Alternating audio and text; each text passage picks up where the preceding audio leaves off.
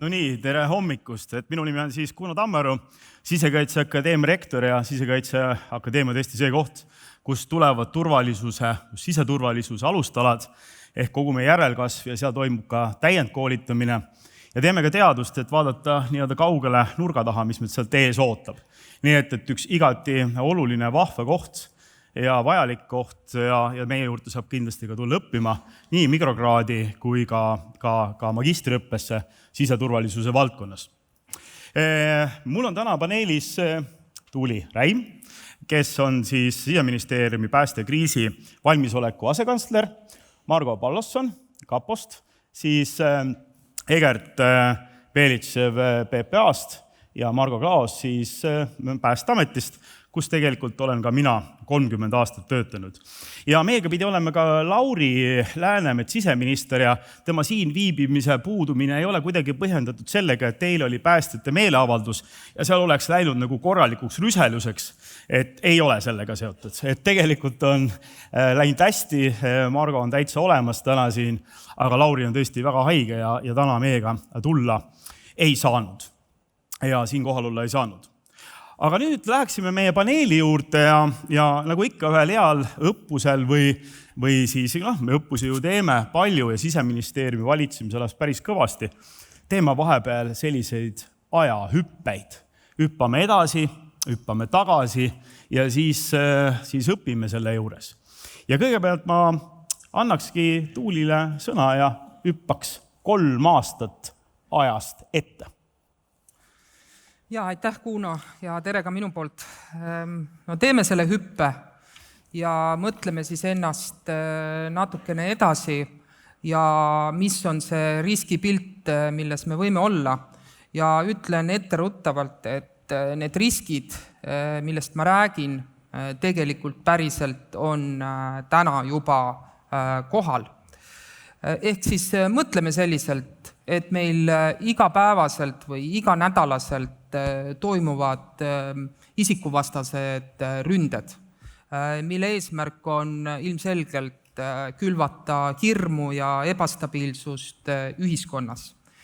Meil on igapäevaselt suure mõjuga küberintsidendid, mis halvavad kas osaliselt või täielikult eluliselt oluliste teenuste toimimise. Millegipärast meil pidevalt põlevad on suured tulekahjud suurtes kaubanduskeskustes. Meil on pidevalt pommiähvarduste lained koolides, lasteaedades ja tegelikult laiemalt erinevatele asutustele. Meil levib desinformatsioon sellest, kuidas Eesti on üks väike vastik riik, kus rikutakse inimõigusi.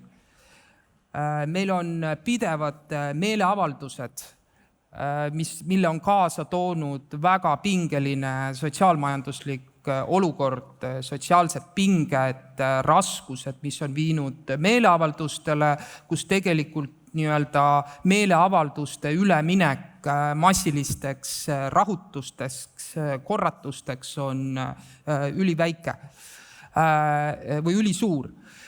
Ja meil on pidev surve piiridel. Rände kasutamine relvana ja kõik muu, mis puudutab piirijulgeolekut.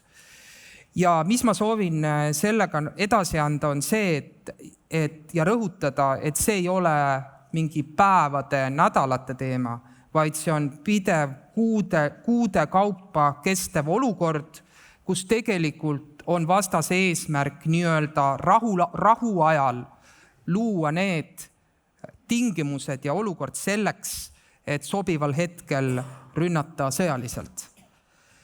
Ja loomulikult, mida see tähendaks sellisel juhul ja tähendab meile, on see, et meie ressurss, Siseministeeriumi valitsemisala, politsei, pääste ressurss on kurnatud, on hõivatud ja tegelikult mitte ainult loomulikult Siseministeeriumi ressurss. Me räägime siin omavalitsuse ressursi nii-öelda kurnamisest ja sellest, et me oleme juba nii-öelda selles olukorras, kus see nii-öelda ressursi puudus puudutab meid kõiki.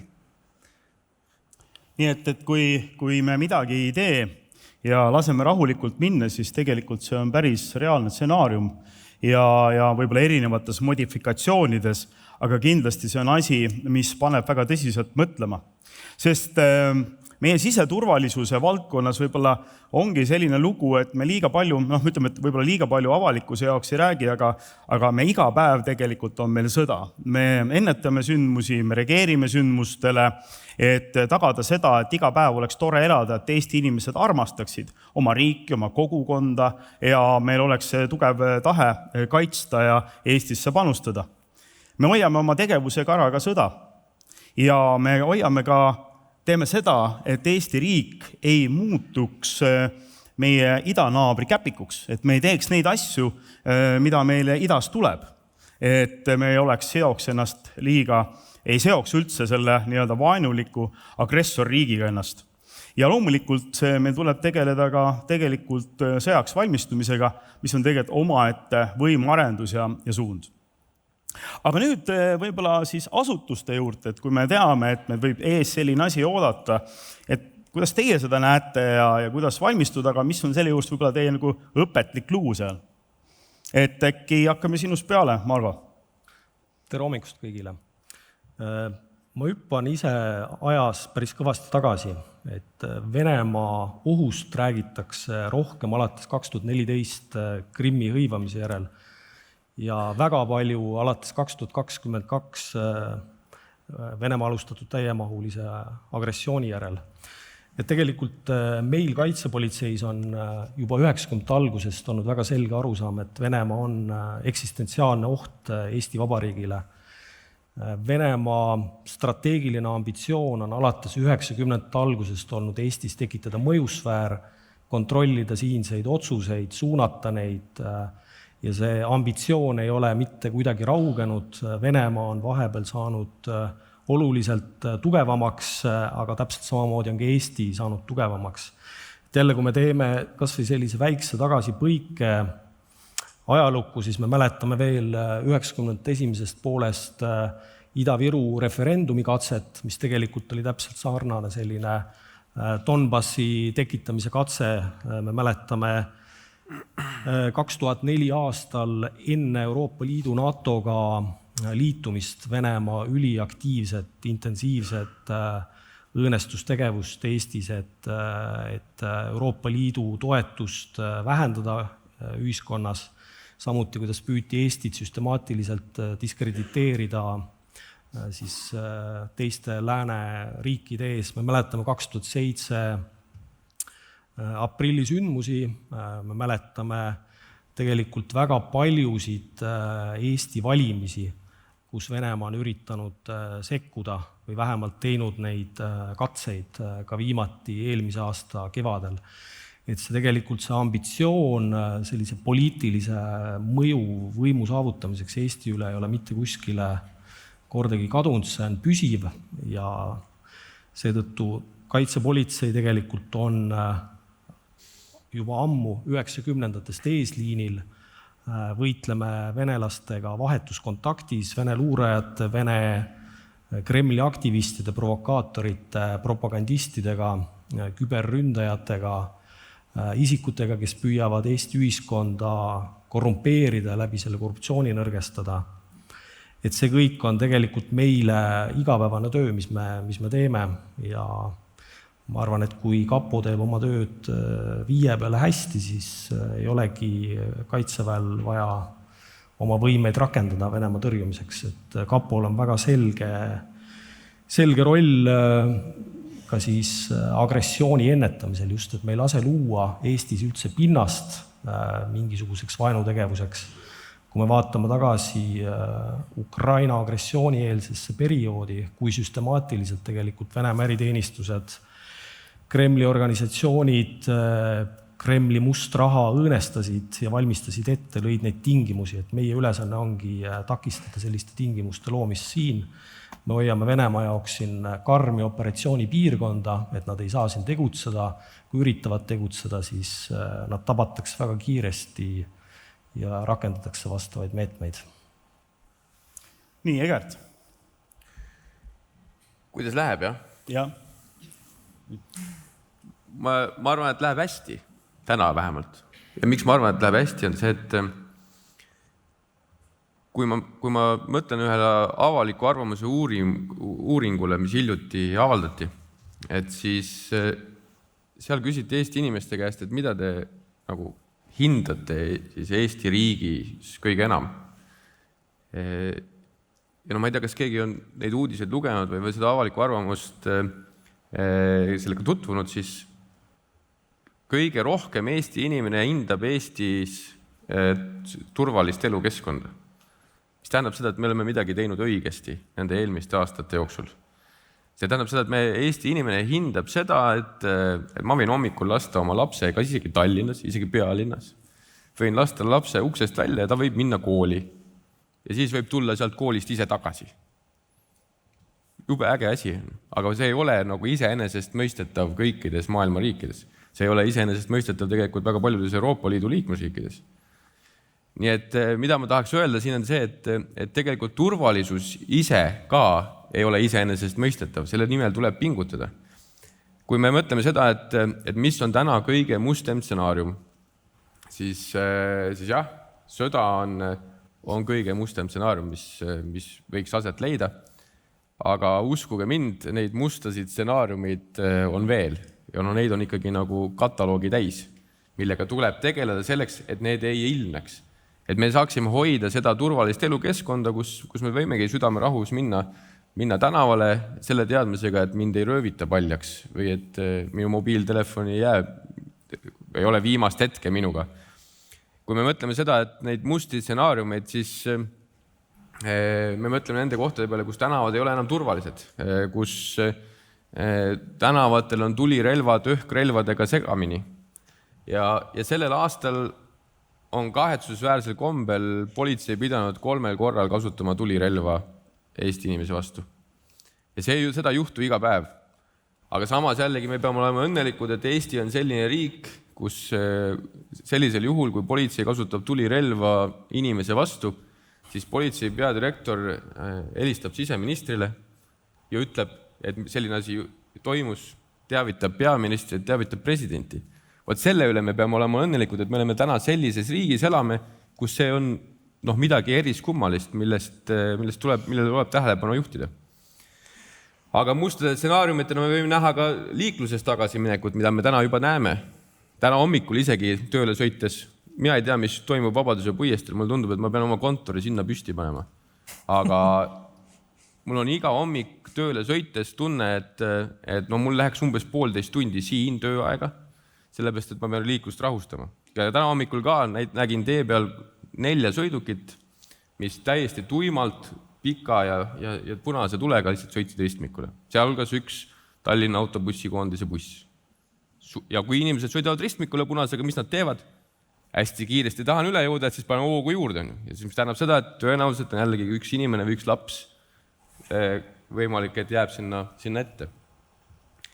Ehk siis, et tegelikkuses kõik need stsenaariumid on see, mille vastu me peame võitlema, aga kui need stsenaariumid ilmnevad, siis see paraku mõjutab ka kogu kaitsetahet, mõjutab psühholoogilist valmisolekut igasugusele mõjutustegevusele vastu panna ja mõjutab ka seda, et kui päriselt, kui palju Eesti inimene tahab oma riigi eest seista, sest see on üks oluline osa sellest, et ma oma riiki armastan ja ma armastan neid väärtusi, mida see riik pakub ja siis sellepärast ma olen võimeline nende eest ka seisma. Et kui ma räägin näiteks Ukrainast, käies Ukrainas ja rääkides Ukraina politseiga ja rääkides Ukraina piirivalvega, siis see roll, mida nad täna mängivad oma kogu riigi kaitsel, see on väga oluline roll. Näiteks Ukraina politseil on oma rindepataljonid, kes siis rindejoonel täidavad eri ülesandeid, aga ka toovad rindejoonest teiselt poolt ära Ukraina inimesi. Ehk siis näidata, et me ei jäta mitte kedagi üksinda. Mitte kuhugi. Samamoodi Ukraina politsei viib esimest korda maailma ajaloos läbi sellist uurimist, mida ei ole kunagi ühegi sõja puhul tehtud. Ehk siis nad uurivad sõjakuritegusid sellisel viisil, et panevad kokku neid toimikuid. Nendel on rohkem kui 150 000 toimikut juba, kus on tuvastatud inimesed, kes on pannud need sõjakuriteod toime. Ja Ukraina politsei pingutab iga päev selle nimel, et me saaksime, et need materjalid jõuaksid kohtusse ja oleks võimalik need inimesed võtta vastutusele, kunagi vähemalt. Ukraina politsei on vabastatud aladel esimene riik, kes sinna jõuab. Kui kaitsevägi on läinud või armee on läinud, siis on esimene riik, kes sinna jõuab, kes üritab seal siis luua seda turvatunnet inimestele. Ja nad teevad seda sellises elukeskkonnas, kus iga uks, iga aken, iga mänguasi plahvatab, sest vaenlane on küüniline. Ja kui nad taganevad, siis nad tahavad, et kõik, kes sinna pärast tulevad, saaks endaga kaasa võetud. Aga see ei olegi peamine. Peamine on see, mida Ukraina politsei ja piirivalve räägivad sellest, mis toimus enne. Ehk siis milleks me peame olema valmis ja mida me peame täna tegema ja mida nemad ütlevad ka, et oleks me seda teadnud või oleks me seda teinud, võib-olla me ei oleks nii kaugele jõudnud. Nad räägivad sellest, kuidas aasta jooksul enne sõda tegelikult toodi 10 000 kaupa migrante sisse riiki, kes olid need, kes sõja alguses hakkasid märgistama hooneid X-idega, kes märgistasid sihtmärke. Nad räägivad sellest, et korruptsiooni kuritegudes kahtlustatavad on need, kes esimese asjana müüvad vastasele siis kõikide oluliste sihtmärkide aadresse, inimeste, juhtide asukohtasid ja annavad seda infot ja loomulikult on alati valmis esimese asjana asuma nukuvalitsuse etteotsa, kui see mõni kohalik omavalitsus seda vajab, nii-öelda siis vaenlase poolt. Ja tegelikult Ukraina politsei räägib ka sellest, kuidas seesama organiseeritud kuritegevus, nende inimeste väärtused ei ole paigas, mis tähendab seda, et nad valivad selle, mis toob kõige rohkem kasu ja sõjategevuses nad aktiivselt töötavad vastase heaks. Ehk siis kõiki nende asjadega varasem tegevus ja nende näidete ja nende siis selle turvalist elukeskkonda mõjutavate siis indikaatorite või juhtumitega varane tegelemine tähendab seda, et see teeb vastase jaoks meie ründamise oluliselt keerulisemaks ja ühtlasi tõstab meie enda kaitsetahet. Ehk siis sellepärast ongi oluline see, et meil iga päev oleks kodu korras ja me saaksime anda kõigile seda kindlustunnet, et Eesti riik on Eesti inimese jaoks olemas siis, kui Eesti inimene seda vajab. No nii, Margo, sinu lugu, mis sa tahad selle juurde rääkida? Jah, aitäh. Et hea Eesti elanikkond või valitud osa Eesti elanikkonnast, Madise välja valitud. Ma räägin natukene teie kaitsest ja nendest teemadest, mis praegu hetkel kõige rohkem pildis on ja millele me tähelepanu pöörame. Aga enne jälle siia tulekut või selle teema juurde tulekut, lähen ka natukene ajas tagasi. Me teame väga hästi seda, et kui tõsiselt me suhtusime enne Ukraina täiemahulise sõja algust sellesse, et kui palju peab sõjaaja elanikkonnakaitset üles ehitama või kui palju saab sealt kõrvale viilida. Kui meil hakkas COVID-kriis, siis mul on sellest üks selline mälupilt, kui ma olin lõunaregioonis eriolukorra tööde juht ja me olime väga väikse inimeste hulgaga, kes sellel staabis toimetas, juba selles faasis, kus väga palju piiranguid oli riigis seatud. Ja me olime siis pika päeva jälle toimetanud. Ja siis kui ühel hetkel tuled selle peale seda kriisijuhtimist sealt staabiruumidest välja ja lähed linnatänavale ja vaatad, et linn on tühi, inimesi ei ole. Siis see mälupilt tuletas mulle meelde ühe lapsepõlves loetud raamatu Palle üksi maailmas.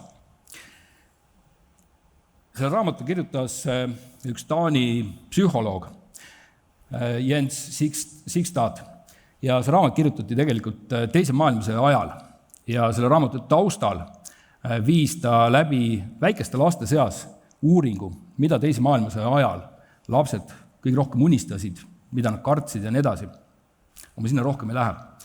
See on see koht, kus ma tajusin seda, et kas siis, kui ma järgmist suurt kriisi pean moel või teisel juhtima, tahan ma staabist välja astudes näha inimtühja linna, inimtühja Eestit. Ja see on mind pannud mõtlema selle peale, et kuidas Eesti riiki sõjalises olukorras või muudes kriisides peab niimoodi kaitsma, et meil peale kriisi oleks inimesed ka alles.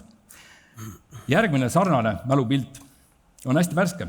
Eelmisel nädalal toimus Kaitseväe juhtimisel väga suur Decisive Lancer staabiõppus, kus Päästeamet koos väga paljude partneritega erinevatest asutustest sai juhtida elanikkonnakaitse operatsioone nädal aega. Ja siis selle nädala järel olukorras, kus me olime ka juba 5 päeva selle juhtimisega, kõigi need teemadega toimetanud, tuled 5. päeva lõpus sealt staabiruumist välja ja vaatad ringi, linn ei ole tühi. Vastupidi, linn on inimesed täis, kõigil on hea olla, kõik on rõõmsad. Ja ise mõtled, nad isegi ei saanud aru, et midagi suurt toimunud on vahepeal. Ja meie pingutasime ja ponnistasime selle nimel, et saada sadu tuhandeid evakueerida, anda varjumiskorraldusi ja kõike muud. Ja see on selline väike edasihüpe, isegi siis, kui päriselus seal midagi toimunud ei ole. Kui ma mõtlen selle peale, mis on 3 aasta jooksul ära toimunud, siis 3 aastat tagasi või 2,5 aastat tagasi, kui me saime enda Ukraina kolleegidega kokku, siis viimase 2,5 aasta jooksul me oleme peamiselt esitanud neile selle küsimuse, et öelge, mida teie oleksite teinud siis, kui te oleksite samas olukorras, kus meie oleme praegu. Meil ei ole sõda, aga see sõda võib tulla. Mida te teeksite? Ja me oleme Ukraina kolleegide nõuannete põhjal teinud väga palju selliseid asju, mida muidugi oleks hea olnud, kui me oleks 30 aastat juba teinud. Aga selle samal eelmise nädala õppusel me saime neid juba harjutada ja me teame, mis ootab meid järgmise 3 aasta jooksul ees. Me teame, kui palju me peame elanikke ette valmistama, me teame, kui palju me peame looma riiklikke kaitsemeetmeid selleks, et inimesed teaksid, kuhu minna, aga neil ka oleks, kuhu minna. Et inimesed teaksid, kuhu neid viiakse ja oleks neid, kes neid inimesi sinna viivad. Et inimesed teavad, kuidas neid hoiatatakse ja meil oleksid vahendid, kuidas hoiatust inimesteni viia ja nii edasi, nii edasi. Ja need samad ukrainlaste nõuanded, vahepeal saadud täiendavad lisaeelarve süstid, need on andnud meile praegu sellise väikse eelpaketi, et me teame, mida me 3 aasta jooksul tegema peame.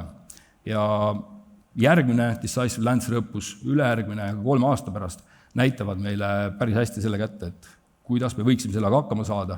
Ja ma loodan, et me jääme samasse seisu, et me saame seda kõik harjutada ainult õppustel. Et ma ennem Margot olin Päästeameti juht ja tegelesin pikalt sellise teemaga nagu elanikkonna kaitse. Ja tavaliselt, kui ma rääkisin elanikkonna kaitsest, siis ma sain alati sellise pilgu osaliseks, et ma olen raudselt kohe üheks kinnisemast asutusest ära jooksnud ja räägin mingit hullu juttu, et on vaja evakueerida ja varjuda ja kõike nii. Ja siis, kui 24. täiemahuline sõda algas ja me kogunesime Siseministeeriumis ja pärast seal olid nagu teised kolleegid veel, siis sellel hommikul kell 10 oli esimene küsimus minule, Kuno, kus kohas mu varjend on? Ma küsisin selle peale, aga kus ta siis on? Et ise teadsid, et selline olukord võiks olla. Nii et elanikkonna kaitse on muutunud hästi tähtsaks ja tegelikult on hästi kiiresti praegu arenenud. Aga ma tuleks ikkagi selle juurde tagasi, et Tuuli, sa lõid selle olukorra, et kui me laseme nii-öelda loha ja ei tee midagi, et juhtuvad sellised asjad, kus on tõesti piiriintsidentsid, küberründed, kõik muud. Need nagu nii on, aga ühesõnaga me suudame need hakkama saada. Et läheks ikkagi vaataks, mis me see 3 aastat nüüd ette me peaksime tegema ja võib-olla Tuuli hoopis sinu käest selline küsimus, et kuna sina oled Siseministeeriumis ja sa kriisi ja poliitikat juhid, et mis on need strateegiliselt kõige olulisemad asjad, millele me nagu Siseministeeriumis tervikuna, kui üks meeskond koos oma partneritega peaksime keskenduma? Jaa, ma arvan, ma sõnastaksin selliselt, et strateegiliselt mina näen tänasel päeval ette vaadates 2 sellist peamist väljakutset. Ja see ilmselgelt läheb välja, see on terves meie ühiskonnas.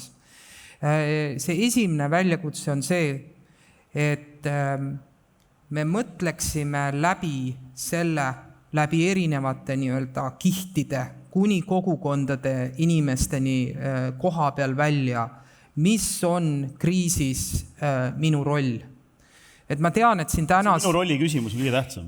Just, et ma tean, et täna siin saalis on tegelikult inimesi väga erinevatest valdkondadelt, elualadelt, et kui te ise praegu siin saalis mõtlete nii, et kui kriis tuleb ja kui tuleb see nii-öelda kõige hullem stsenaarium, kas te teate, mis on teie ülesanne täna? Ja kui sellele vastust ei ole, siis minu arvates see on midagi, mille nimel me kõik koos täna peame pingutama. Ja nagu kaitseminister ütles oma ettekandes, et see kriisi roll tegelikult saab olla väga erinev ja panustada tegelikult ühtemoodi sellesse, et me selle sõja võidaksime. Ma tegelikult siin räägin nendest nii-öelda ühelt poolt siis sellest, et Kaitsevägi teeb oma tööd sõja ajal, kaitseb Eesti riiki sõjaliselt. Aga me saame ju aru sellest, et tegelikult selleks, et me riigina, ühiskonnana jääksime toimima, on see palju laiem.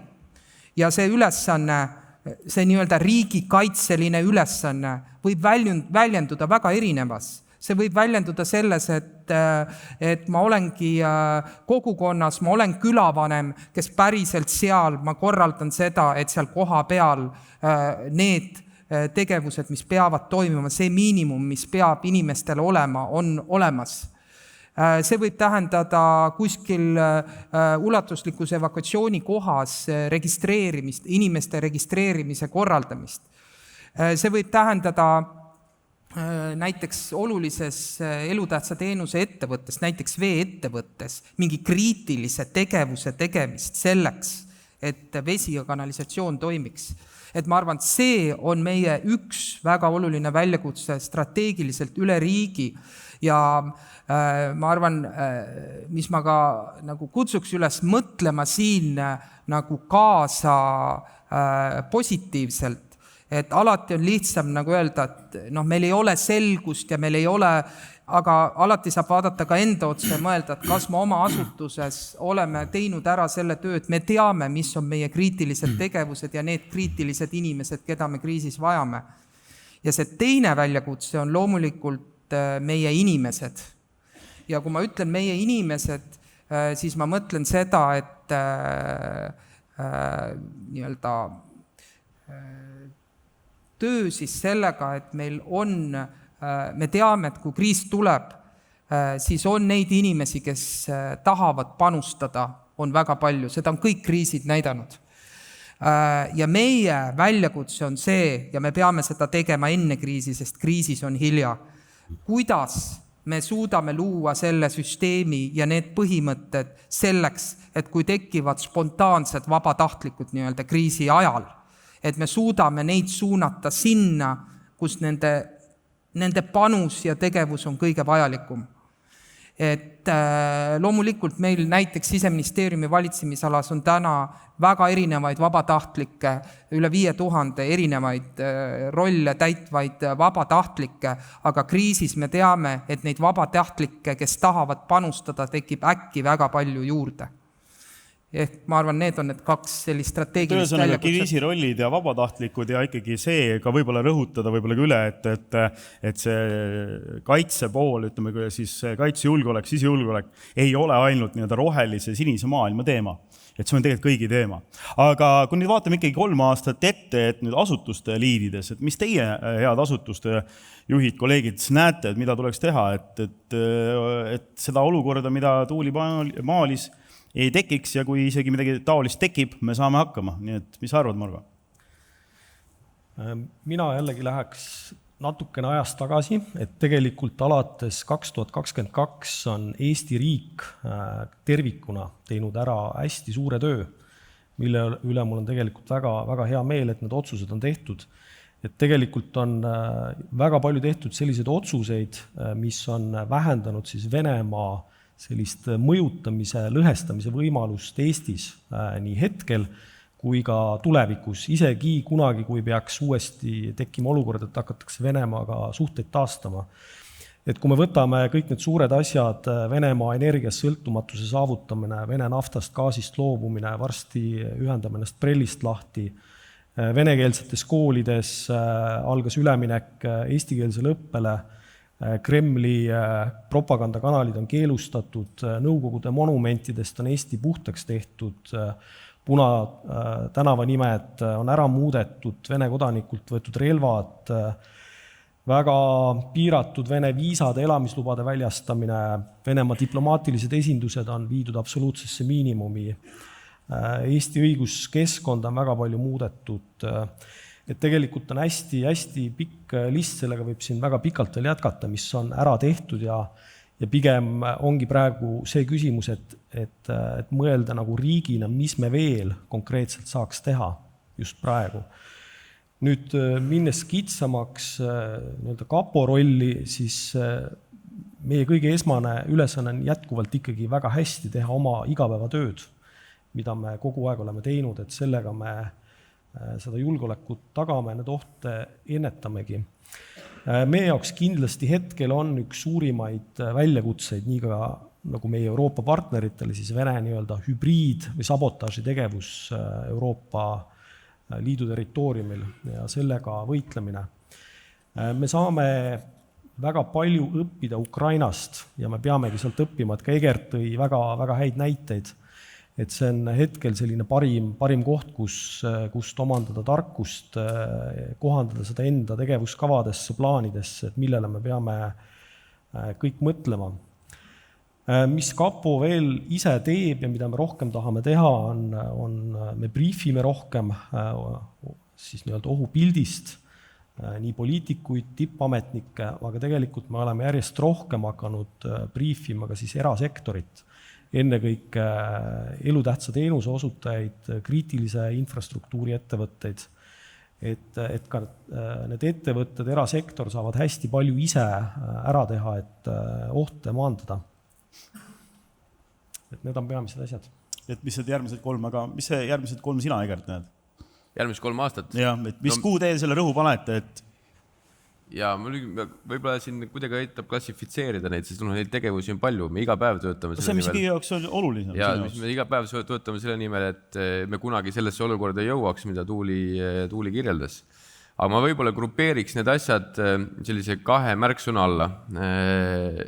Ja esimene märksõna on see, et me peame olema valmis selleks, mis tuleb.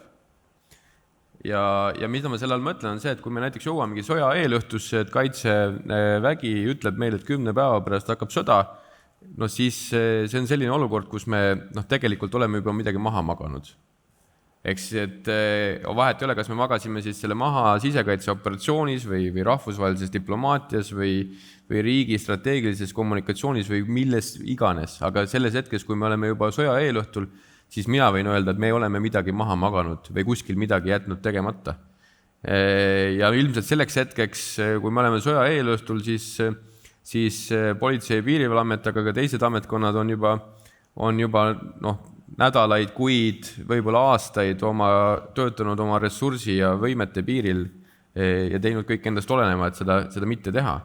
Nii et tegelikkuses ma arvan, et see esimene märksõna on see, et me peame tegelikult olema valmis selleks, mis võib tulla. Mitte selleks, mis oli, vaid selleks, mis võib tulla. Ja mida ma siin all silmas pean, on see, et toome näiteid. Me hiljuti Euroopa Liiduna kõik koos plaksutasime ja olime väga rõõmsad, sellepärast, et rändepakett sai vastu võetud. Vägev värk. Aga rändepakett lahendab ära 2015. ja 2016. aasta migratsioonikriisi. Suurepärane asi, aga see teeme 10 aasta tagust asja. Aga tänane rändesurve või see ränderelv, mida Euroopa Liidu liikmesriikide vastu kasutatakse, on hoopis midagi muud. Selleks me ei ole ikka valmis, nagu ka ma ütlen Euroopa Liidu tasandil. Ehk siis, et küsimus ongi selles, et me peame tegelikult ette mõtlema selleks, et kuidas olla valmis nendeks asjadeks, mis tulevad. Tehisintellekt. Eelmine aasta Eesti inimesed andsid ära organiseeritud kuritegelusele 53 miljonit eurot ja mitte niimoodi, et neid oleks röövitud, vaid nad tegid ise ülekandeid. Eks see on kelmuste raames organiseeritud kuritegelusele üle antud raha. Me räägime tehisintellektist, me räägime seda, et see on vägev tööriist, aga kas me mõtleme ette sellele, et kui tehisintellekt hakkab kuritegusid toime panema, või teda kasutatakse aktiivselt meie vastases tegevuses, kas me oleme valmis, kas meie õiguskeskkond on valmis, kas me ise oleme valmis oma tööriistadega sellele vastama, kas me oleme valmis sellele, mida vaenlane meie suhtes võib tehisintellektiga kasutada, eks ta helistabki sinu abikaasa häälega sulle, ütleb, palun kanna mulle praegu kiiresti raha üle, sest mul on hädasti vaja, on ju. Või seda, et tehisintellekt saadab välja ohuteavitussõnumeid Eesti inimesele. Eesti inimene saab aru, et kõik see, mis riigi käest tuleb, on puhas pettus ja kui meil on vaja seda ohuteavitussõnumit välja saada, siis keegi seda enam ei usu. Ehk siis on kogu see õõnestamise tegevus, mida meie selleks teeme, et olla valmis võimalikeks ohtudeks, ongi see, et me mõtleme ette nendele samade asjale, tehisintellektile, aga ka seda, mida vastane võib teha, et järgmise 3 aasta vaates me ka valitsuses täiendavat saadud rahade eest ehitame üles endale reservi, ehitame droonimüüri, sest me näeme, et droonid on täna üks relv, mida kasutatakse aktiivselt meie vastu. Me hangime endale löögikindlaid busse, veekahureid, massjooke varustus selleks, et olla valmis selleks, mis kunagi tulevikus võib juhtuda.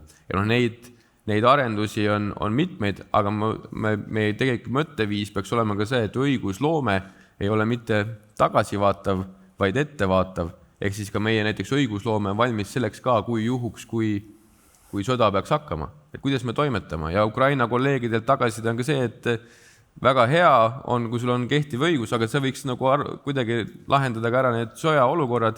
Ehk siis nende enda kogemus on see, et kui kriminaalmenetluse toimingute jaoks pead saama prokuratuuri või kohtuloa, aga prokuratuur ja kohus olid esimesed institutsioonid, kes ära evakueeriti, siis on jube raske seda luba hankida. Aga selleks, et seda kõike ennetada, sul on vaja neid toiminguid teha. Ja see teine märksõna, mis siia alla kuulub, on see, et mida tegelikult Tuuli ka mainis, on meie inimesed. Ehk siis meie kõige olulisem ressurss on meie inimesed. Meil võivad olla laos kilbid, kiivrid, parim tehnika, vahendid, kõik, mis sinna juurde kuulub. Aga kui meil ei ole mitte kedagi, kellele seda kilpi kätte anda või pihku pista või mitte kedagi, keda seda masina või rooli taha panna, siis sellest ei ole mitte mingisugust abi. Ja siis ei olegi meil seda erivõimet, mida me arvasime, et me loome. Nii et selleks, et sõda ära hoida, peab olema ja hoidma neid inimesi, kes meil täna juba on, ja peab hoidma ka neid inimesi, kes näiteks politseiametist alles mõtlevad ja tahavad politseiga ühineda. Sest kõik muu on teisejärguline.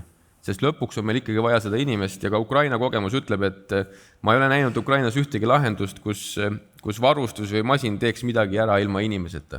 Lõpuks võidab selle sõja ikkagi inimene ja selle eellahingu võidab ka ikkagi inimene.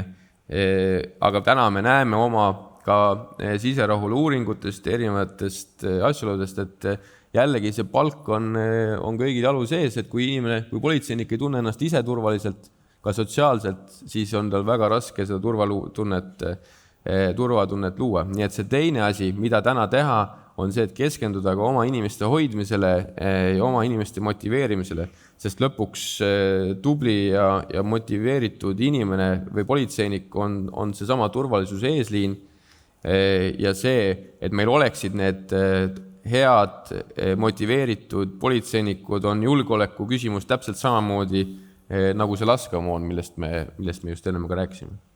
Nii et mina siin akadeemia juhina, see muidugi sisendi, ma muidugi tean ka seda sisendit, et rohkem õpetada politseinikke ja tegelikult teha teadust, mis tegelikult aitab meil nii ette vaadata, et sellesse rohkem panustada. Mul on üks hea lugu ka sellest Decisive Lancerist, millest ka Margole mille viitas, mis puudutab seda sama inimeste lugu. Ja see natuke räägib ka politsei- ja piirivalveametis endast. Ma arvan, et oli teine päev Decisive Lanceri aktiivses faasis, kus mina olin politsei- ja piirivalveameti staabis, vaatasin erinevaid numbreid ja sain aru, et meil oli tänavatel 1000 politseinikku rohkem, kui meil päriselt on. Nii et teisel päeval. No, nii kiiresti akadeemia jõua koolitada, aga me püüame muidugi sinna poole. Aga Margo, mida sina näed +3 aastat, et kuhu Päästeamet oma rõhu paneb elanikkonnakaitses ja kõik muudes tegevustes? Kõigepealt ma tänan Egertit nende heade tähelepanekute eest. Mul on neid viimastel päevadel väga vaja olnud, et seda oma inimeste hoidmist ja kõike muud. Ja Decisive Lanceri vaatest mul oli see olukord, mida värskelt on ette ennustatud, et kui ma staapi jõudsin, mul oli hoopis 120 päästet vähem. selle õppuse stsenaariumi järgi. Aga need prioriteetidest ja järgmist tegevustest Tuuli tegelikult tõi selle põhisuuna, mis Päästeametile praegu on juba päris paljuski välja. Need samad inimeste ettevalmistamine ja nüüd ma ei mõtle mitte meie enda inimeste, mis käib paralleelselt, aga mis ei ole niivõrd fookus, kuivõrd kõik teie. Meil on järgmise 3 aasta sihid hästi paljuski seotud sellega, et kuidas kõik Eesti inimesed, aga me ei saa sihti panna, et kõik päriselt teavad, et siis nagu riigiasutus ikka me paneme mingisuguse ilusa protsendi sinna sisse, et kui paljudeni me 4 või järgmise 3 aasta jooksul võiksime jõuda ja kui paljud neist omakorda võiksid enda käitumist natukenegi muuta. Et jõuda tahame väga paljudeni, loodame, et vähemalt 40% Eesti inimestest enda käitumist muudavad. Ja ma loodan, et te kõik olete see 40% sees. Et meil on värskelt koos Sisekaitseakadeemiaga valminud üks veebikoolitus elanikkonnakaitse, ehk siis igaühe enda koduse valmisoleku koolitus, ehk siis mida ma saaksin teha selleks, et kriisideks valmis olla, kuidas kodus ennast ette valmistada, kuidas käituda mingite kriiside korral. Ja see kriisikoolitus, see veebikoolitus, see läheb peagi natukene suuremalt ja suuremalt elanikele kättesaadavaks ja esimeses ringis lähebki ta avalikule sektorile ja avaliku sektori all peame silmas natuke laiemalt kui seda, mis avaliku teenistuse seadus räägib, vaid ikkagi kõiki neid, kes kuidagi riigi, omavalitsuse ja üleüldse riigi tellitavate ja omavalitsuse tellitavate teenustega toimetavad. Ja sellest koolitusest, see koolitus muutub kohustuslikuks ka kõigile, mida. Ja sellest koolitusest ei vabasta teid ühtegi ka senine kõrgemal elanikkonnakaitse kursusel või siinsamas riigikaitse kursusel osalemine, et see koolitus tuleb ikkagi ära teha. Ja selle koolituse kaudu, või sellest koolitust me liigume ka samm-sammult edasi, et kõik need samad nõuanded, õpetused, need jõuaksid kõigi Eesti inimesteni. Ja me püüame seda kõike teha nii, et inimesed ka päriselt tõsiselt võtaks. Sest üks tõsisemaid probleeme, mida jällegi Ukraina kolleegid meile öelnud on see, et kui see kriis käes on, siis me võime nagu elanikkonnakaitse vaatest valmistadagi ette varjendeid, me võime anda inimestele korraldusi evakueeruda, et hakata neid teise kohta viima, aga siis, kui inimesed natukene juba kriisiga harjunud on ja tegemist on kuude, Ukraina vaatest võib-olla poole aasta küsimusega, siis inimesed väga enam neid samu nõuandid kuulda ei võta, sellepärast, et sellega harjutakse. Ja kõik need rünnakud, mida viimasel ajal on tehtud, need on õnneks kahjuks, nad on uuesti pannud inimesi natukenegi aktiivsemalt käituma ennast kaitsvalt. Nii et meie peamine fookus praegu on valmistada ette elanikke, ka omavalitsusi ja seal kõrval paralleelselt me ise toimetame hästi aktiivselt sellega, et riik mitte selle elanike õpetamise kaudu ei ütle, et saage ise hakkama, siin on käitumisjuhis, vaid et me paralleelselt nende õppustega, nende ettevalmistavate tegevustega mõtlemegi läbi ja kuni selle märgistamiseni välja vaatame ära, kus on avalikud varjumiskohad, õiguste nõuetega, nõuete muutmisega, hakkame neid avalikke varjumiskohti ja igas suuremas hoones ka varjumise võimalusi looma. Me teeme ettevalmistusi selleks riigina koos suure võrgustikuga, et meil oleks võimekus inimesi evakueerida, et kõik need tegevused oleks olemas, et riik enda poolt teeb ära selle, mis võimalused ja mis kohustused meil on, et me saaksime inimesi kaitsta, et me saaksime inimestele kaitset pakkuda. Peamised fookused. Ja samal ajal enda meeskond, kui nüüd Egerti välja toodud selle oma meeskonna väljaõppe peale minna, siis jah, me toimetame praegu hästi aktiivselt selles suunas, et vaadata, millised on need sõjaaegsed kohad, või sõjaliste rünnakute järel need kohad, kus inimesi päästa tuleb. Ehk siis, kui hooned saavad paugu ära, päästemeeskonnad oleksid varingu päästes senisest võimekamad, keemiaõnnetustel võimekamad, ressursse rohkem selleks, et naftaterminale kustutada või kütuseterminale kustutada ja kõike muud. Ja et päästjad oleksid ise kaitstud. Ballistiline kaitse, mida päästjatel varem pole kunagi olnud. Põhimõtteliselt kogu maailmas. Ukraina oli esimene, kes ütles, et kuulge, meil lastakse lihtsalt päästjaid maha sündmuskohal. Et need on need suunad, kus ma arvan ja kus ma tahan, et me 3 aasta pärast oleme. Väga hea, aga Tuuli tahtsin midagi lisada veel korraks. Korra jah, toon siia ühe huvitava sellise paradoksi või elanikkonna kaitsest just. et just hiljuti tulid need usaldusväärsuse hinnangud ja nii pääste, politsei, häirekeskuse selline usaldusväärsus on täna väga kõrge ja inimeste selline ootus kiirele abile ja seda kiiret abi saada on väga kõrge. Kui me räägime elanikkonnakaitsest ja elanikkonnakaitsest just sõja ajal, siis tegelikult me ju teame seda, et me ei jõua kõiki inimesi aidata. Ja see ongi see, miks iga inimese, iga pere, iga kogukonna selline valmistumine ja see on väga, väga vajalik. Et lihtsalt see ei käi ülevalt alla, et mida raskem see kriis on, seda ikkagi see väga palju on ka selles, kuidas on kogukonnad, omavalitsused, ettevõtted seda eeltööd teinud, et kriisiks valmis olla. Ja see tegelikult on ju ka Ukraina üks väga oluline selline õppetund, et lihtsalt selline riigipoolne või ütleme siis loomulikult väljakutse ja mis on oluline, korra käis see õigusloome siit ka läbi, mis tuleb tagada on see, et õigus ei takistaks teha kriisis kiireid otsuseid. Ja ma arvan, et see on see töö, mida me teeme igapäevaselt selleks, et see õigus võimaldaks väga kiirelt teha vajalikke otsuseid ja võib-olla tagantjärgi need otsused võivad tundudagi sellised, ütleme, aga nad on selles ajas tehtud otsused, selles kriisis tehtud otsused, mis olid seal vajalikud. Aga see paradoks, mida me peame elanikkonna kaitses nagu täna ületama ja see on süsteemne töö, see on midagi, mis on täna meie kõigi väljakutse. Teil on siin kõigil näpud püsti, aga teeks ühe sihukese asja, et me saame uuesti selle juurde tagasi tulla, aga me oleme lubanud, et siseturvalisus on kõige olulisem teha koostööd partneritega, osapooltega ja kaasata kõiki osapooli. Üksikisikud, nagu siin oli tõesti juttu, kogukonnad, kohalikud omavalitsused ja mis te arvate, et me teid nüüd ei kaasa? Muidugi kaasame.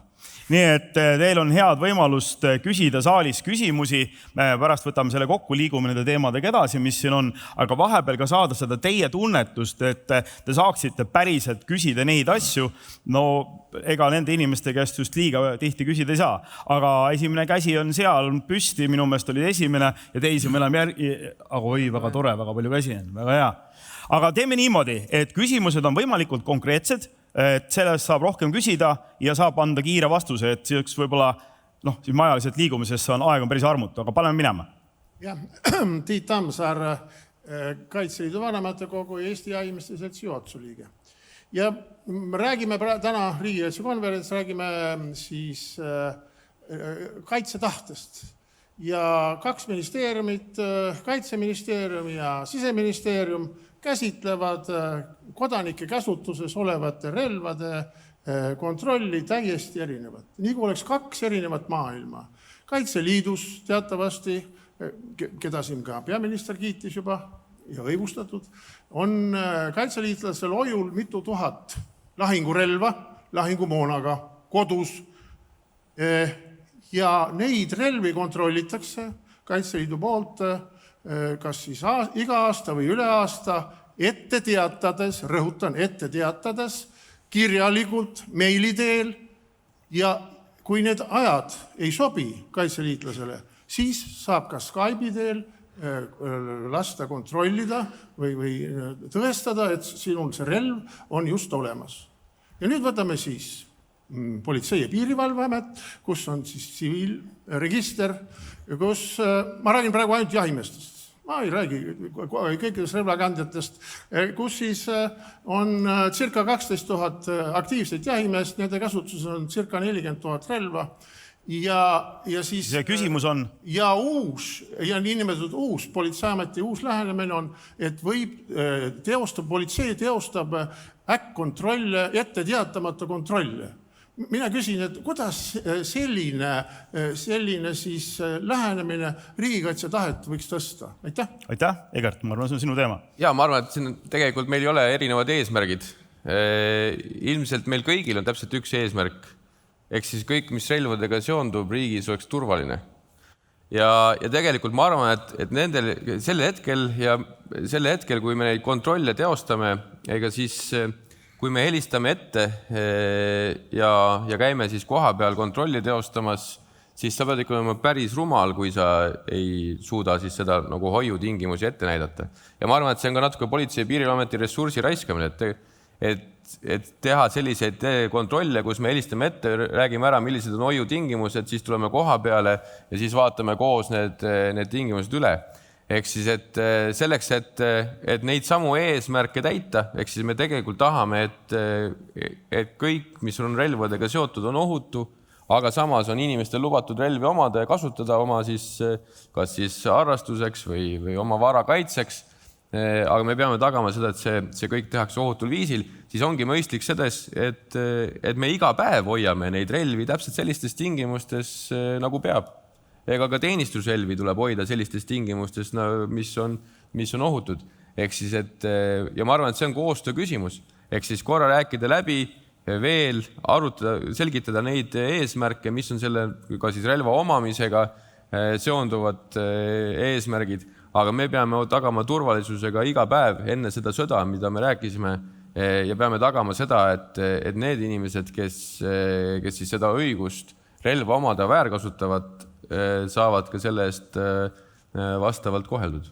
Aitäh, seal oli ka järgmine küsimus, jah? Komisjoni esimees Rain Jung. Mul on lühike küsimus. Kas teie laua peal on olnud ka teema elanikkonna evakueerimine välismaale? Kui ei ole, siis kas see on mõistlik idee? Ja kui on, siis mida te selleks teinud olete? Aitäh! Aitäh, vastan hea meelega. Jah, on, aga teengi selgeks ära, et millised terminid me kasutame, milline see loogika seal taga on. Me ei räägi elanikkonna Eestist ära evakueerimist, et see teema tuleb igal juhul ära unustada. Eesti inimesed elavad ja jäävad Eestisse elama. Me räägime inimeste Eestist ära evakueerimist sellises olukorras, kus mingi osa inimestest, kes ongi olukorras, kus nad vajavad liiga palju tähelepanu või liiga palju tuge siis, kui nad jäävad sõja ajal meie territooriumile. Ja eesmärk ongi võimaldada teatud haavatavaid sihtgruppe viia vajadusel mõnda riiki, kus saab nendega edasi tegeleda, et need võivad olla meditsiinilist abi vajavad inimesed, need võivad olla mingid muud väga spetsiifilised haavatavad sihtgrupid. Et see on üks teema. Ja teine, kus me teeme koostööd Läti, Leedu ja Poolaga, järjest rohkem kogu Euroopaga, on see, et valmistada ette võimalikke liikumisteid nendele inimestele, kes hakkavadki iseseisvalt liikuma. Et ka sõja ajal see on täiesti iseenesest mõistetav, et inimesed liiguvad riigist välja mingi hulk inimesi ja me teemegi koostööd, valmistame ette seda, et saaks ka neid operatsioone läbi viia. Nii et kui me räägime Eesti inimeste Eestist ära evakueerimisest, siis ei räägi sellest, et inimesed evakueeritaksegi Eestist ära. Ei, me räägime sellest, et osa inimesi liigub Eestist ära ja neid vajadusel ka toetatakse selle. Aitäh sulle. Siit järgmine küsimus, palun. Ja, aitäh, Aare Jamnes ja Kaitseressursside Amet. Ma tuleks just selle alguse poole, kus me räägime, et vaatame tulevikku, siis täna me siin ka räägime hästi täiskasvanulikult ja selliselt võib-olla riigikaitseliselt teadlikult, aga 10 aasta pärast kaitsevad juba järgmised inimesed, kes on täna 5. klassis, 6. klassis.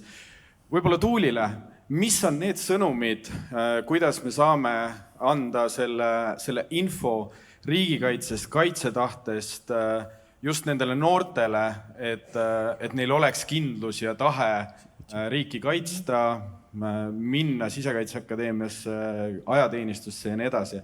Kuidas me neid saame informeerida paremini? Jaa, see on selline süsteemne töö, mis algab peale juba koolist. Ju täna on riigikaitseõpetus olemas gümnaasiumides ja mille üks osa näiteks väga selgelt viimastel aastatel on tugevdatud, on seal ka näiteks elanikkonnakaitse osa, et tegelikult jah, see järelkasv, need inimesed, kes meil on 10 aasta pärast, nagu sa väga tabavalt välja tõid, see on tegelikult ju see, kuhu me peamegi oma pingutust suunama. Sellepärast me näiteks ka oleme pannud täiesti eraldi ka ressursse selleks, et Sisekaitseakadeemias rohkem ja läbimõeldult tegeleda sellega, kuidas me näiteks elanikkonnakaitsealast täiendkoolitusi, väljaõpet ja kogu seda hakkame tegema. Et see peab toimimagi koolides ja siis edasi juba järgmistes astmetes. Ja töö sellega käib. Võib-olla ma siit lisan, kuna ma Sisekaitseakadeemiat juhin, siis Sisekaitseakadeemia teeb sisekaitseõpet 32 Eesti siis gümnaasiumis, kellega on leping sõlmitud, kus siis on politseinikud, päästjad, vanglateenistajad, Maksu- ja Tolliameti inimesed käivad süvendatult õpetamas veel seda sisekaitset.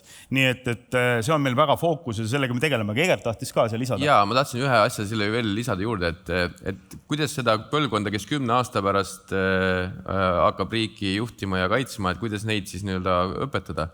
Need kursused on väga hea moodus ja see on hea platvorm nendele, kellel on huvi. Aga ma arvan, et kuidas õpetada? No hakkame kodust pihta. Sellepärast, et meil oleme kõik siin saalis, me tahame, et Eesti riik oleks 10 aasta pärast ka nagu hea.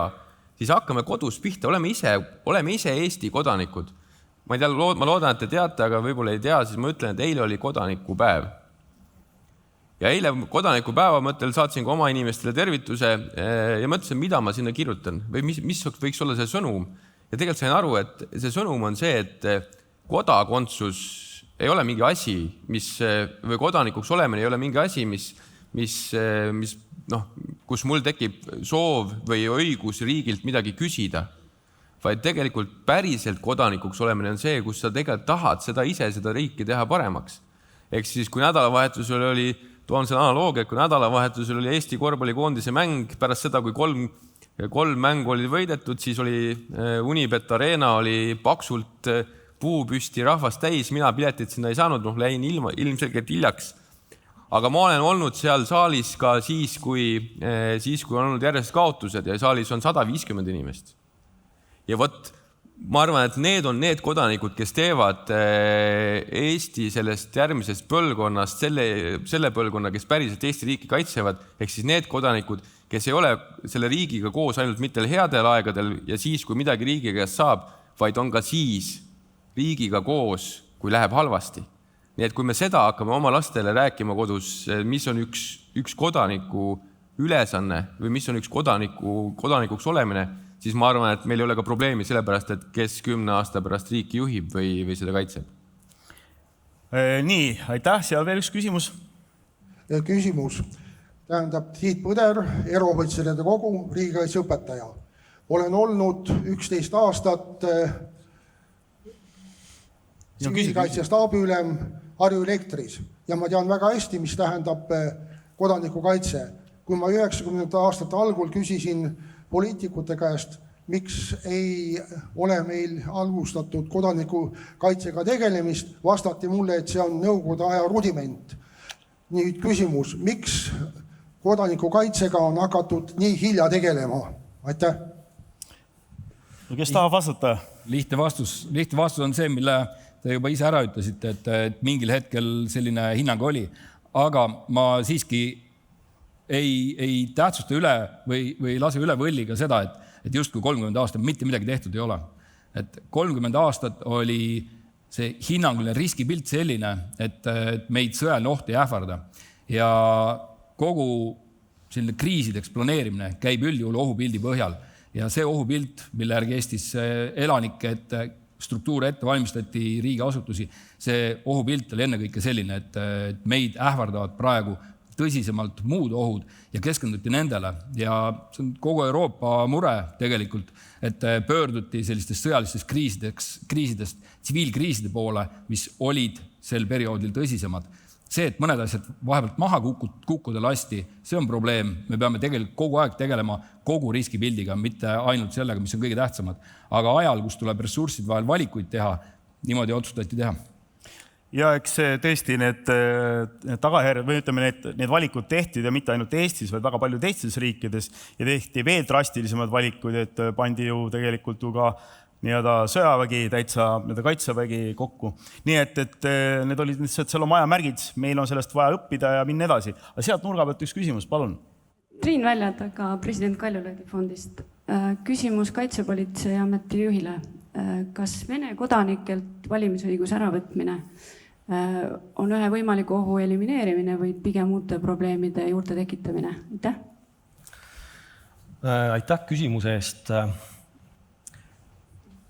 Millegipärast arvatakse, et sellele on nagu üks selline lihtne lahendus, et kas võtame ära või ei võta ära, et siis on ta lahendatud. Et see tegelikult on väga selline nüanseeritud mitmekihiline probleem, et ühest küljest tõepoolest, kui me võtame selle valimisõiguse ära, siis me võtame otseselt ka selle mõjutamise, Vene kodanike nii-öelda mõju Eesti valimistulemustele ära. Samal ajal Vene kodanike valimisaktiivsus on olnud suhteliselt madal tegelikult viimastel valimistel. Kolmas nüanss on see, et väga paljud ka Eesti kodanikud toetavad Kremli-meelseid liikumisi, et siin kohtualune Aivo Peterson sai viimastel Riigikogu valimistel 4000 häält Eesti kodanikelt, Europarlamendi valimistel juba 11 000. Et see lojaalsusküsimus ei käi mööda kodakondsust, et see on palju keerulisem. Ja mis veel, me peame mõtlema sellele, et meil on siiski päris palju lojaalseid Vene kogukonna liikmeid, kes ei ole saanud oma Vene kodakondsusest loobuda, kuna Vene riik teeb selleks väga suuri takistusi. Et me oleme päris pikki aastaid näinud vaeva integratsiooniga, oleme sellega poolel teel, et kui me nüüd selle ära võtame, siis me kindlasti neid inimesi nii-öelda lükkame natukene rohkem ühiskonna äärealadele. Et mitte ei liida Eesti ühiskonnaga, vaid lükkame nad eemale. See annab Vene mõjutustegevusele veel kord hea võimaluse siinsetele venelastele tõestada, et kuidas Kreml nende eest veel ainult hoolib ja kuidas nad peaksidki Kremli poole vaatama. Et muidugi me oleme sellel teemal kirjutanud asjakohase ohuhinnangu ja edastanud selle asjakohastele inimestele, et aga las poliitiline debatt teeb nüüd oma töö. Et me ei taha, et viidataks kapo seisukohtadele poliitilises debatis. Aitäh sulle. Seal keskel oli ka üks käsi, et ole hea. Aitäh, Kadri Sullin kohtusüsteemist. Mul on küsimus rollikonflikti kohta. Ühelt poolt on mul riigiametnikuna kohustus täita oma rolli kriisi lahendamisel. Teiselt poolt on mul moraalne kohustus tagada oma pere ellujäämine ja turvalisus. Kuidas need kaks rolli omavahel kokku viia? Mida on riik selles osas mõelnud? Aitäh! Tuuli. Jaa, et tõepoolest, me kanname ju oma elus erinevaid rolle, nii tööd tehes kui emana ja nii edasi. Aga ma arvan siin nii-öelda see valem on ikkagi see, et see enne kriisi läbi mõelda ja läbi mõelda ka oma peres selliselt, et kui ma tean, et kui tuleb kriis, siis mind ei ole kodus, siis ma mõtlen läbi seda, aga kes on ja kes tegeleb minu lastega, kui nad on alaealised ja kuidas nemad hakkama saavad, sest mind päriselt sellel hetkel kodus ei ole. Et ma ei näe seal täna nii-öelda mingisugust nagu kas teist lahendust. Sest meie, kes me teeme olulisi tegevusi selleks, et selles raskes kriisis nii-öelda vajalikke tegevusi riigile teha, siis see lihtsalt on vajalik enne nii-öelda läbi mõelda ja endale nii-öelda ka nii mõneski mõttes ma saan aru, et see on tegelikult ka mentaalselt võib-olla selline nagu raske küsimus, et kuidas siis, ja mismoodi ja mis mu lastest saab ja täiesti nagu inimlikult täiesti arusaadavad küsimused. Aga tegelikult ju see, et meie riik jääb ja see sõltub meist, et kui meie ei tee, siis kes veel teeb? Kui selliselt mõelda, siis see annab äkki seda sellist meelekindlust ja jõudu endale, perele nagu neid asju ratsionaalselt ja selliselt läbi mõelda. Aitäh, seal tuli ka üks küsimus. Jah, küll Arjakas, aitäh. Tallinna Linnaarhiivi juhataja. Alustan ajalooga. Öö vastu 6. juunit 1944, mil algab Normandia dessant. Saksa major Werner Pluskat on valves, jälgib käärpikk silmaga pingsalt Le Manche'i lahte. Vägedel on antud häire, aga mitte kõrgeima taseme häire ja selliseid häireid on olnud varemgi. Ja olles tunde valves, näeb ta järgnevat vaatepilti. Tsiteerin. Läbi hajuva, hõreneva udu täitus silmapiir nagu võluväe laevadega. Kõik võimalike suuruse ja kujuga laevadega, neid paistis olema tuhandeid. Werner Pluskat jäi uskumatult seda pilti vaatama. Ta helistab staapi, kõrgemasse staapi ja teatab, et merel on 1000 laevad. Selle peale major Blok küsib, kas te olete täie mõistuse juures, nii palju 1000 laevu ei saa kellegil olla. Pluskat vastab, tulge siia ja vaadake, temalt küsitakse, kuhu need laevad tulevad. Saksa major vastab, otse minu vastu. Ja siit ma jõuaks nüüd küsimusele, kui juunikuise Le Manche'i asemel on meil detsembrikuine Peipsi järv ja Peipsi järve udust tulevad 100 kaluripaadid ja jahtlaevad ja nad on 20 minutiga Mustvees ja teistes sadamates, kallastel.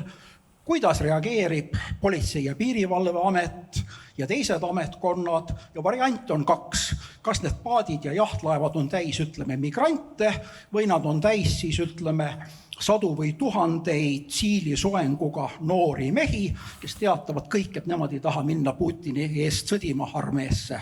Mis siis sünnib? Kogu aeg räägitakse Narva piirist ja Kagu-Eestist, aga Peipsi pool. Aitäh. No nii, Egert. Hea küsimus. Kõik ei saa vastata sellepärast, et siin on mingisugune side ja kõik see muu lugu, sest osad meie plaanidest on kaetud kahjuks ka riigisaladusega või õnneks, ei oska öelda.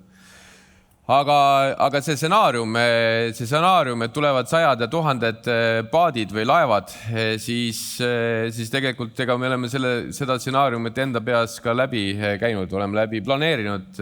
Lihtsalt küsimus on ka selles, et mis on meie enda võimekus.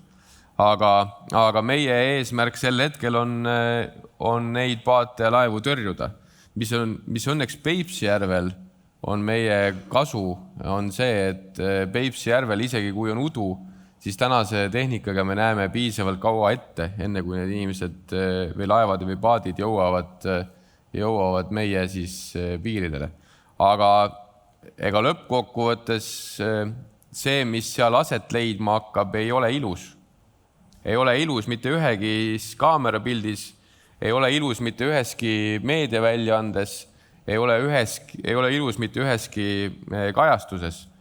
Mis on nüüd meie ülesanne riigina on seista nende inimeste selja taga, kes seda kõike seal teevad.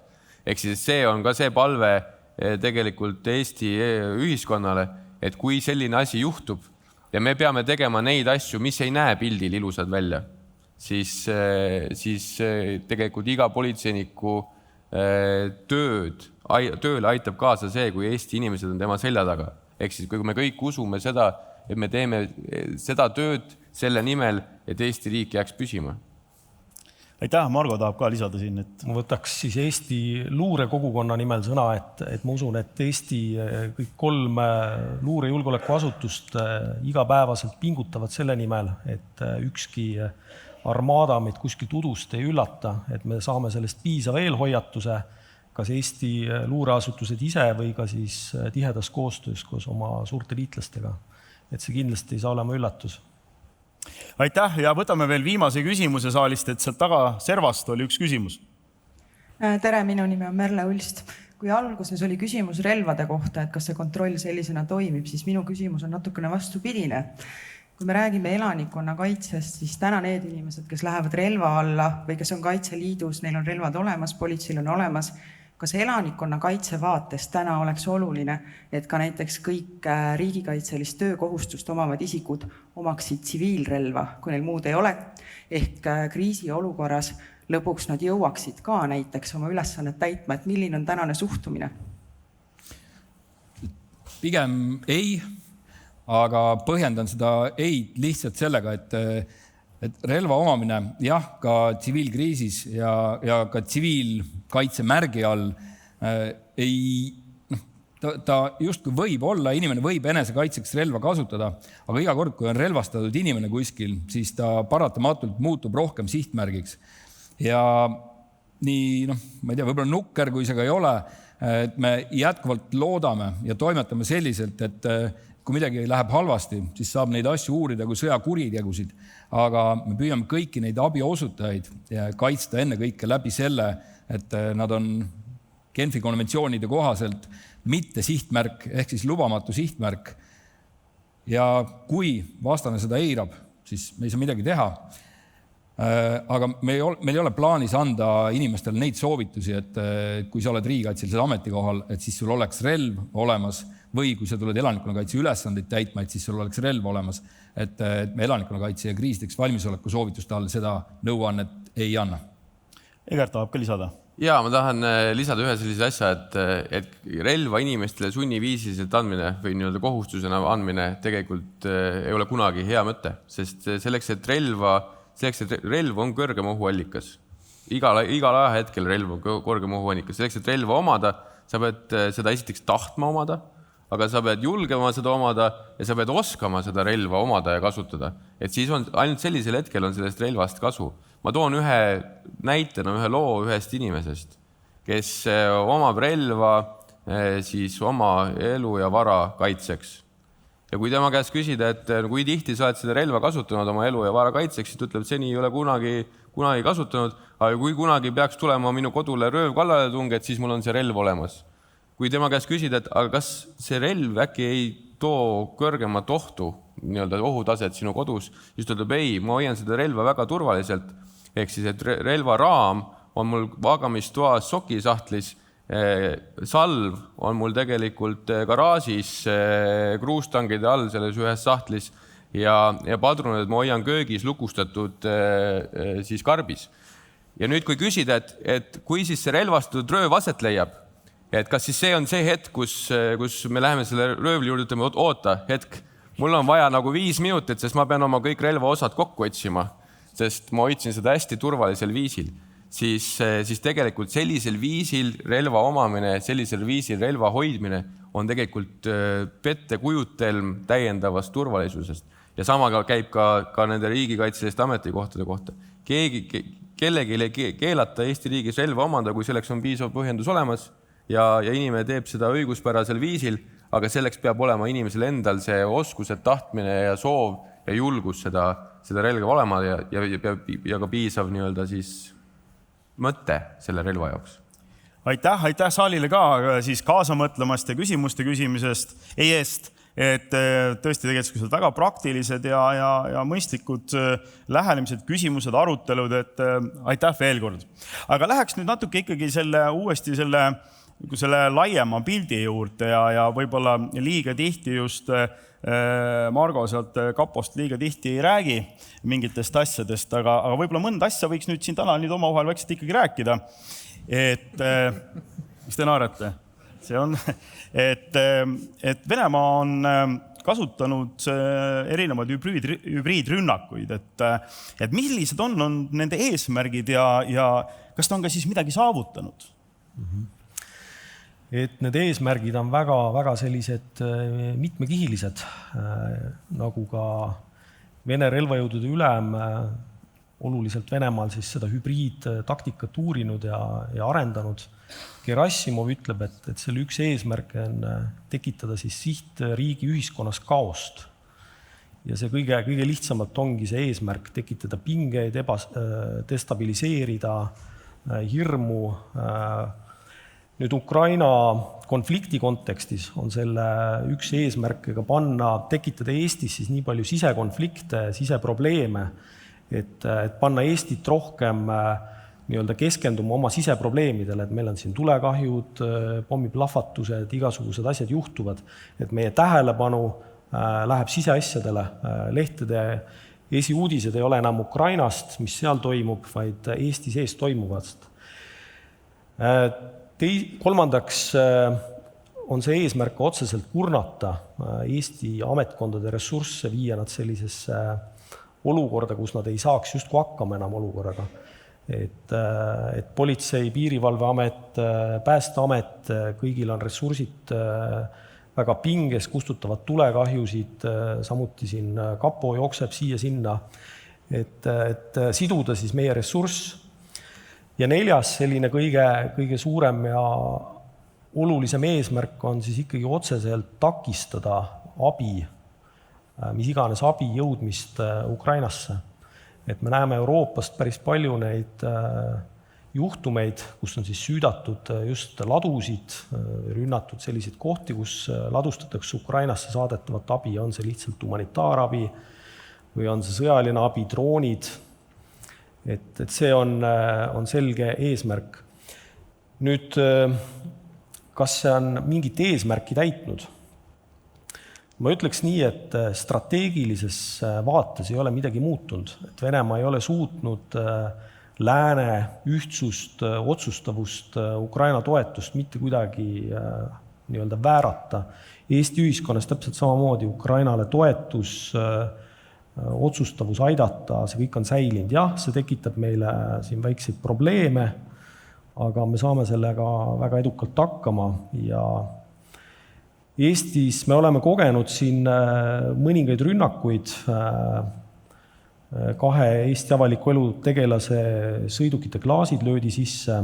Selle eesmärk oli ka otseselt hirmutada neid avaliku elu tegelasi, hirmutada Eesti ühiskonda. See plaan oli oluliselt suurem Venemaa nägemuses, kuid meil õnnestus tõkestada päris mitmed rünnakud, need isikud kinni pidada ja tänaseks on üle 20 isiku antud kohtu alla. Et siin on kindlasti ka lähiajal tulemas täiendavat infot nende kohtuotsuste kohta. Aitäh. Egert, kuidas sulle tundub, kui vaatame suures pildis või mis on selle põhjus, et siin ränderünne on olnud siin meie lõunanaabrite juures, aga miks on sinu arvates läinud nii, et Eesti piiridel pole midagi sellist toimunud? Hea küsimus. Äkki paneelis peaks olema keegi veel, kes sellele küsimusele vastab, ja üldiselt täpset vastust sellele küsimusele teavad need, kes asuvad teisel pool piiri. Nad ei tulnud sellel korra, sai. Ja osad nendest me nimetame täna siin päris mitmed, sealhulgas mina olen nimetanud vastaseks, et siis võib-olla midagi järgmiseks selleks konverentsiks. Aga ma võin oletada, sellepärast, et ja minu oletus on puhtalt selle minu enda elukogemuse pinnal ja siis see ülemine korrus ja need ratsionaalsed argumendid, mida ma võiksin seal teha. Ja see oletus on täna see, et täna Vene Föderatsioon vajab seda, et Eesti piir oleks avatud. Ma arvan, et see on võib-olla üks ratsionaalne oletus, miks meil ei ole olnud seda. Aga samas me peame nüüd natukene astuma sammu tagasi ja ütleme seda, et kas meil tegelikult piir on päriselt puhas olnud kõigest. Mina ütleks, et ei ole. Sellepärast, et meid on igapäevaselt meie piiril testitud ja vaadatud, kuidas me ühele või teisele asjale reageerime. Sel hetkel, kui Soome saadeti 10 000 migrante sinna piiripunktidesse, mille peale Soome võttis vastu väga suure koguse pagulasi, aga oli sunnitud ka sulgema oma piiripunktid, siis meie kasutasime teistsugust taktikat. Me samas piirijoonel saatsime inimesed tagasi niimoodi, et nad Eesti territooriumile ei astnud.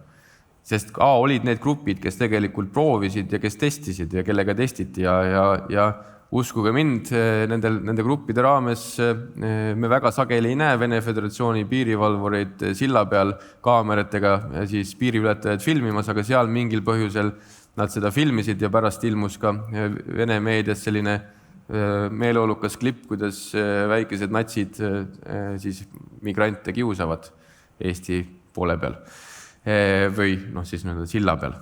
Et need samad näited või siis need samad näited, kuidas meie piirile toimub nagu selline püsiv ja aktiivne erinevate signaalide segamine, GPS-signaalid ja kõik muu sinna suunduv. Need samad näited, kuidas ühe öö varjus meie piiridelt viidi ära 25 poid, mis ei ole ka selline, ütleme nii, et tavapärane naabrite vaheline suhtlus. Või see, et meie piiride üleval hoitakse visuaalselt ühte sellist Zeppelini, mis on siis vaatluse jaoks, mille kohta, sest tänapäeval, Margo võib ilmselt öelda, on palju moodsamad seiretehnikat, mis jääb märkamatuks, aga selle Zeppelini näol on tegemist ilmselge provokatsiooniga, et seda tehagi teadlikult ja nähtavalt ja Eesti riiki provotseerida millekski, mida Vene Föderatsioon ootab. Ehk siis, et me tegelikult iga päev testitakse kõikides nendes asjades ja selle Zeppelini puhul ma pean siin tsiteerima ühte oma kolleegi Lätist, ehk siis Läti piirivalvejuhti, kui me neid teavitasime, siis tema kirjutas mulle vastu, et jube äge, et venelased kasutavad ka moodsat tehnoloogiat 17. sajandist. Aga see on selged näited, et tegelikkuses, kui sa ütled, et meie piir on jäänud puhtaks, siis tegelikult jah, meil ei ole sellist tohutut massides survet. Võib-olla on osalt sellest põhjus meie enda tegevus, mida me oleme erinevate selliste testimiste või provokatsioonide puhul teinud, aga võib-olla ka mingisuguseid muid põhjuseid. Ja võib-olla sel hetkel, kui me seda siin räägime, siis astun siit saalist välja ja tulevad esimesed suured grupid ka meie rohelisele prillile. Nii et me peame alati olema valmis, mis on see järgmine käik, mida vastane võib meie suunas teele saata. Selles mõttes Zeppelin on isest loogiline 17. sajandi lähenemine, sest ühiskonnateadlased ütlevad ka, et Vene ühiskond on 17. sajandis oma mõtteviisiga, et sellest ajast tehnoloogia kasutamine on ka väga mõistlik.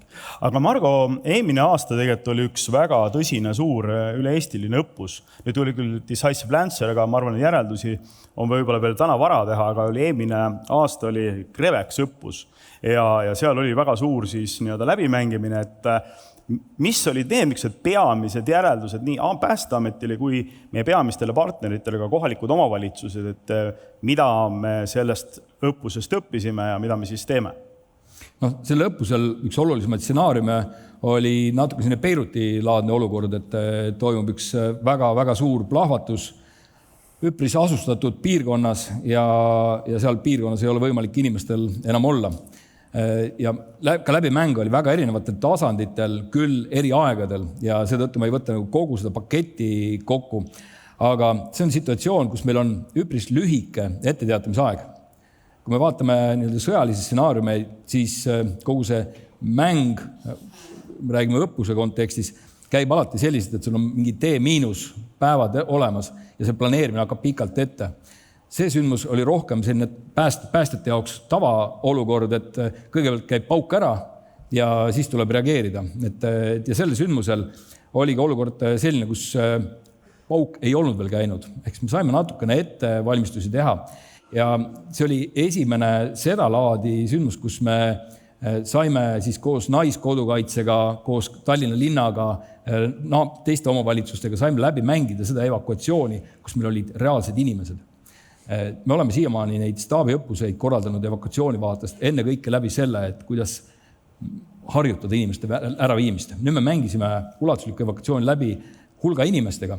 Me tegime esimest korda suures mahus väga erinevate kanalite kaudu ohuteavitust ja me saime sealt kaudu tagasisidet, kuidas see asi toimib, kuidas inimesed sõnumid kätte saavad, mis piirkonnas on sireenid kuulda, kuidas e-alarm, sõnumid liiguvad ja nii edasi. Ja me saime just selliseid elanikkonnakaitse elemente läbi mängida, mida me nüüd praegu järjest ellu viime. Pluss kõik juhtimine, omavaheline koostöö ja nii edasi. Õppetund ja sealt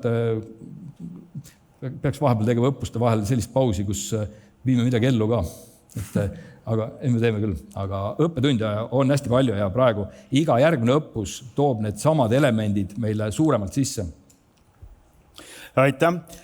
tegelikult on aeg nüüd päris armuta, ma vaatan, meil ei olegi palju lõpuni aega, ma tegelikult tahtsin sul küsida sellist küsimust, et head asutuste juhid ja ka asekantsler, et kui lihtne on tegelikult saada ka ressurssi poliitiliselt tasandilt, et lisaks igapäevase turvalisuse tagamisele valmistuda väga suurteks kriisideks ja tegelikult selles kõige karmimaks kriisiks, et see on alati selline dilemma ja väga keerukas. Aga sellele küsimusele ma võib-olla täna niimoodi otseselt meist ei jõua vastata, aga võib-olla võtaks niimoodi kokku, et mis on need peamised asjad, head kolleegid, et mis teie tahate sellele saalile täna ütelda, võib-olla mis on läinud meelest ära, või ma ei ole saanud küsida näiteks nagu seda eelmist küsimust või mõni asi, mis te soovite üle korrata, et ma ei tea, äkki Tuuli sinust? Ma üle ei korda need 2 strateegilist sellist väljakutset, et need kindlasti on need sellised ja just nagu ka, kui me mõtleme nagu mingite aastaid ette, on selline need, kus me peame täna mõtlema seda selgust looma nii kriisirollides kui ka selles, kuidas me oleme valmis kiirelt võtma inimesi, kes tahavad päriselt kriisiolukorras panustada. Aga ma jäin korra mõtlema sellele, sa korra tõstatasid ikkagi selle ressursi teema.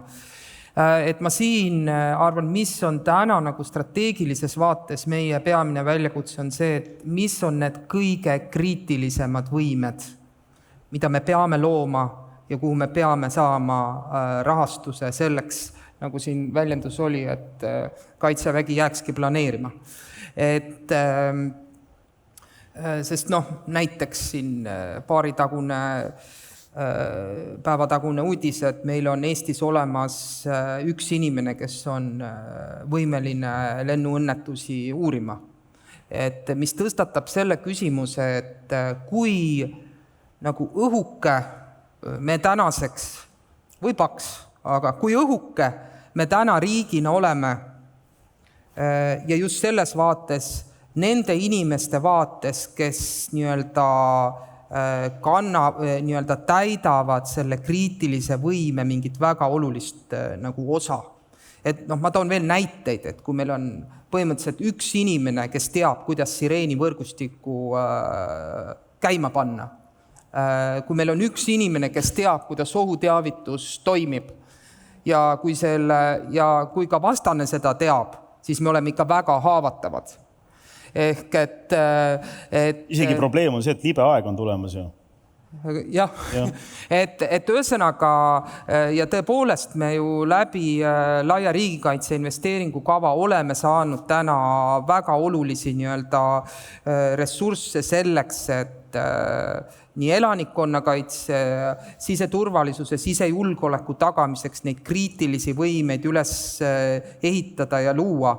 Aga see hetk seal kõrval see, et aga kes on need, kes suudavad need võimeid päriselt selles olukorras kiirelt nagu kasutusele võtta ja teha, et ka seda seal juures tuleb arvestada. Aitäh, Margo, mis sina tahaksid lõpetuseks öelda? Ma arvan, et ülioluline on hoida seda joont, et siseturvalisus ja sõjaline riigikaitse peavad olema võrdselt koheldud, võrdselt rahastatud. Et üldiselt see suundumus on olnud positiivne, siseturvalisus on olnud rohkem investeeringuid ja tuleb veel järgmistel aastatel ka. Et me peame aru saama, et me võime omale luua väga võimsa, kalli, tehnoloogiliselt arenenud armee, aga kui me ei investeeri vastuluuresse, küberturvalisusesse, korruptsiooni tõkestamisse, siis vahetult enne sõda need sõjaplaanid reedetakse, sõjatehnika hävitatakse sabotööride poolt, korruptsiooni tõttu saame me vähem ja kehvemat relvastust ja see lõpuks mõjutab kõike ka lahingutandril. Egert? Ja ma arvan, et kõige olulisem on see, et ja ma ei hakka ressursist rääkima, sest ressursil on omad traagikad. Me saame küll neid juurde, aga alati on vaja rohkem. Aga see, mis on oluline, on see, et mis me alustasin. Eks tegelikult me peame hoidma seda, mida me päriselt Eesti riigis hindame, mida me Eesti riigi puhul armastame. Seda sama turvalist elukeskkonda, sest me ei taha teistsugust Ja see on meie endi kätes, see on meie kõigi kätes. Meie siin, kes me istume nende toolide peal, teie, kes te istute ka siin saalis ja ka toolide peal, aga ka kõik need, kes tegelikult ei ole siin saalis või kes seda konverentsil ei osale või seda ei kuula. Ehk siis see on meie enda kätes. Turvaline Eesti on meie enda kätes. Kui meie ise ei sõida punase tulega ristmikule, siis on Eesti jällegi veidikene turvalisem. Kui me ise paneme liiklusesse minnes turvavöö kinni, siis on Eesti jälle veidikene turvalisem. Kui me ise kelmuste ohvriks ei lähe või anname teada, kui me midagi sellist näeme, siis on Eesti jälle grammikene turvalisem. Ja mida meie saame asutusena siin juures teha, ja see on väga tähtis, ehk siis, et meie ülesanne on tagada see, et Eesti püsiks turvalisena koos teiega, aga ühtlasi on oluline ka see, et meie riik, et Eesti, aga me siin sealhulgas, me ise asutustena oleme sirgeselgsed ja otsusekindlad oma tegevustes ja ühtlasi lähtume ka sellest põhimõtted, et ametkonnad ei tohiks tekitada Eesti inimestes oma käitumisega viha ja probleeme juurde, et Eesti inimene tegelikult teaks, et kui teda midagi ohustab või kui ta vajab abi, siis riik tuleb appi ja kui teda midagi ohustab, siis ka riik annab ja ütleb seda selgelt välja, mis on see oht. Ja kui me seda teeme, siis ma arvan, et tegelikult me suudame ka neid asju juba ette eos ära hoida, mis võivad olla kõige need mustemad stsenaariumid. Ja kindlasti ka see, et meie ametkondadena ei hirmutaks inimesi, vaid räägiks asjades päriselt ja aitaks ja toetaks, et inimestel ei oleks ka liigselt hirmu, et homme tuleb sõda ja kogu maailm kokku, et seda ka, ma arvan, tähtis hoida. Jah, Eesti on turvaline riik. Jah, aga valmis peame olema. Aga Margo, käed laiali, ütle lõpuks midagi. Mida te räägite? Kõigepealt ressursi teemal, et ei saa ütlemata jätta, et oleme ausad, eelmine peadirektor tõi Päästeametile elanikkonnakaitse valdkonda rohkem eelarvet kui praegune peadirektor. Tal on aega veel 10 aastat. Aga mis puudutab seda elanike hirmutamist, siis tähendab elanike hirmutamine.